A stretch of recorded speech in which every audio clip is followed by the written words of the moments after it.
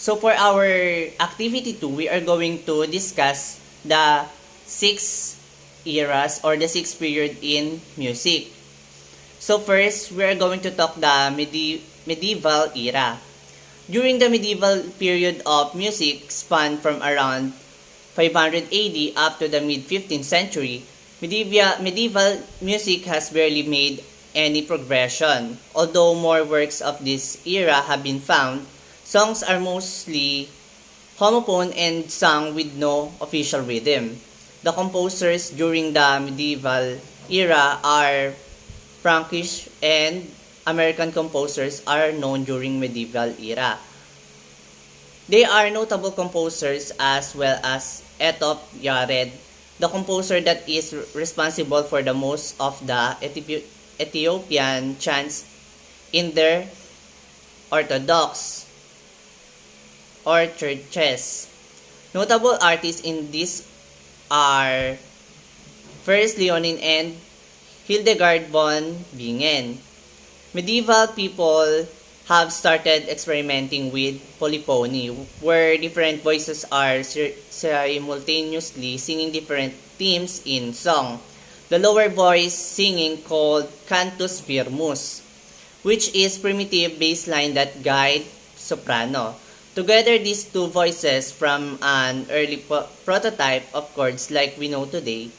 The chords are usually a tonica and dominant note. Most compositions this time are written. Second is the Renaissance era. This era was a golden period in music history, like what I have said in activity number 1.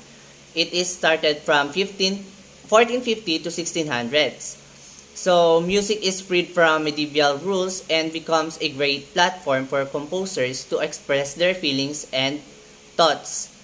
Renaissance music is mostly polyphonic, and polyphonic comes from the two Greek words poly means many and phonic means voice.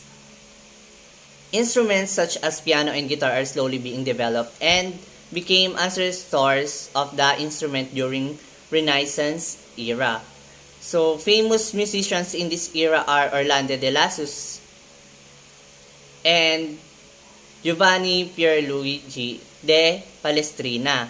Another composers in Renaissance was Joaquin Desprez, or like what I have said a while back, he was considered as the great master of the polyphonic style. Polyphonic means combining many voices to form musical texture.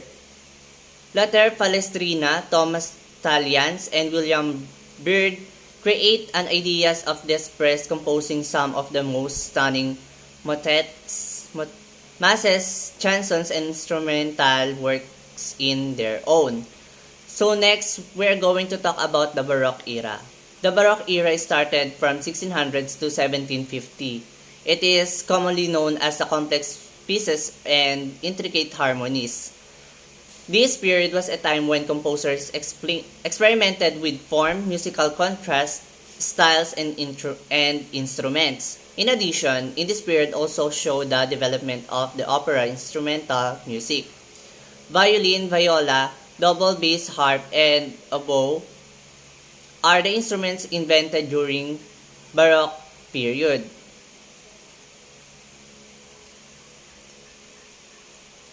Baroque musicians like Monteverdi started experimenting with a new way of making polyphone music called basso continuo. Basso continuo means scaffolding, sound that is mostly played by cello or harpsichord, which give deep and fast sounds mostly played in 8/8 and 16. Monteverdi also helped to popularize the newer genres like the opera with his look.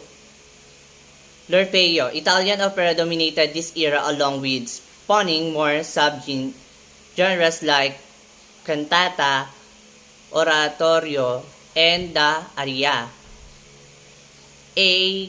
Corelli and A. Vivaldi helped violin get a bigger role in Baroque music. They also helped to popularize the concerto grosso.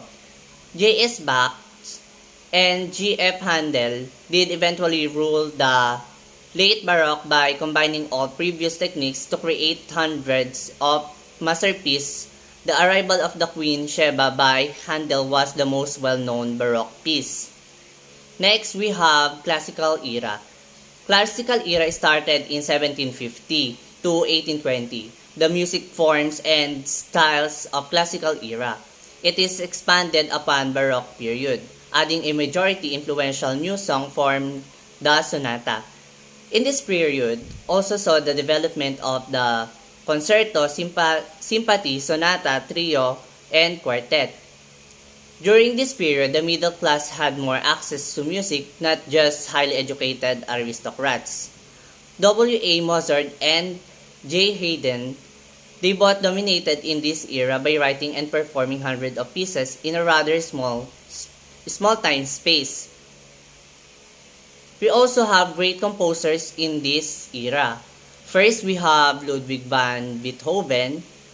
Next, we have Johann Sebastian Bach. We also have Wolfgang Amadeus Mozart, Johannes Brahms, Richard Wagner, Claude Debussy, Piotr Ilyich Tchaikovsky, Frederick Chopin, and those are the great composers during classical era. Next, we are going to talk the Romantic era. Romantic era started in 1820 to 1900s. It was the golden age of the virtuoso, where the most difficult music will be performed. Europe has witnessed a lot of revolution in 19th century, which leads to the aggressive and virtual approach to music. Beethoven, he was the most notable composer who has made a huge contribution and played a big part in making this era. This era was known for using diatonic notes, giving music a suspended. Romantic musicians also experienced the advanced chord progression. Also in this period saw the revival of the Italian opera, especially Giuseppe Verdi and Gioacchino Rossini contributed the most in this revival of genre. Chopin, Mendelssohn, Schumann, Wagner, Brahms, Liszt, Mahler, Berlioz, Saint-Saëns, Bruckner, Strauss, and Tchaikovsky are the companies who started writing material for huge orchestra. So last, we are going to talk the 20th century. The 20th century, or the 1900s current, can be described as free for composers. During this period, they had a general set of guidelines and characteristics that most of the composers followed. Music this period was show many innovation on how the music being performed and appreciated. Most of the composers are willing to experiment with new music from form using their instrument to innovate their composition. 20th century music styles include impressionistic, 12-tone system, neoclassical, jazz, concert music, serialism, chance music, electronic music, new romanticism, and minimalism. So that is our activity number 2.